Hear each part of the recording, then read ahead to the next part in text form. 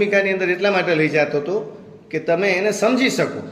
કૌરવો અને પાંડવો આમ તો ભાઈઓ છે, પણ અમુક ભાઈ છે અધર્મનું આચરણ કરે છે, એના માટે થઈ અને પાંડવો છે ભગવાન શ્રી કૃષ્ણને સાથે લઈ અને યુદ્ધ કરવા માટે મેદાનમાં ઉપસ્થિત થાય છે. મહાભારતને જો તમારે સારી રીતે સમજવું હોય તો એના 9 વોલ્યુમ છે. 9 વોલ્યુમ એટલે લગભગ 9000 પેજ થાય. કોરોનાની અંદર મને સદભાગ્ય મળ્યું કે હું મહાભારત વાંચી શક્યો. મારી પાસે જે મહાભારત છે એના 2000 પેજ છે, 2 વોલ્યુમ છે, અને એના ઉપર ગીતા પ્રેસ ગોરખપુરે સંક્ષિપ્ત મહાભારત એવો શબ્દ વાપર્યો છે. જો 2000 પેજનું સંક્ષિપ્ત હોય તો બિગ 9000 પેજ વાળું કેવું હશે?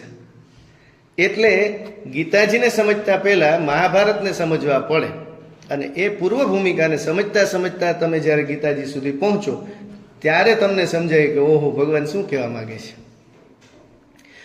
મહાભારતનું ટાઇટલ સોંગ આમાં લગભગ એવા કોઈ નહીં હોય બાળકો જે મહાભારત સિરિયલ આવતી ત્યારે પ્રગટ થયા હોય. અમે થોડા જૂના માણસો છીએ.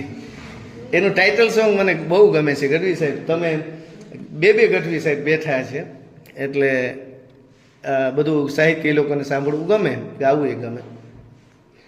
અથ શ્રી મહાભારત કથા, कथा है पुरुषार्थ की, ये स्वार्थ की परमार्थ की, सारथी जिसके बने श्री कृष्ण भारत पार्थ की, शब्द दिग्घोषित हुआ जब शब्द सार्थक सर्वदा, यदा यदा हि धर्मस्य ग्लानिर्भवति भारत, अभ्युत्थानम् अधर्मस्य तदात्मानं सृजाम्यहम्, परित्राणाय साधूनां विनाशाय च दुष्कृतां, धर्म संस्थापनार्थाय संभवामि युगे युगे।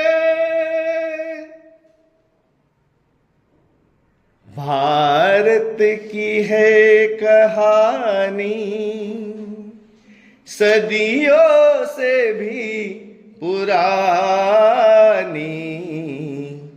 है नित नई पुरानी, ऋषियों की अमर बानी, ये विश्व भारती है, वीरों की आरती है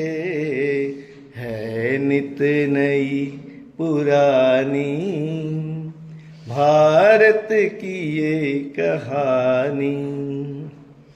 હું તમને એમ કહેવા માંગુ છું કે જો ટાઇટલ સોંગ આટલું સરસ હોય તો અંદર કેટલું સરસ હશે. એટલે ક્યારેક મહાભારત ખોલજો, ક્યારેક એ વાંચતા વાંચતા ગીતાજી સુધી પહોંચજો, તો તમને સમજાશે કે ગીતાજી શું કહેવા માંગે છે.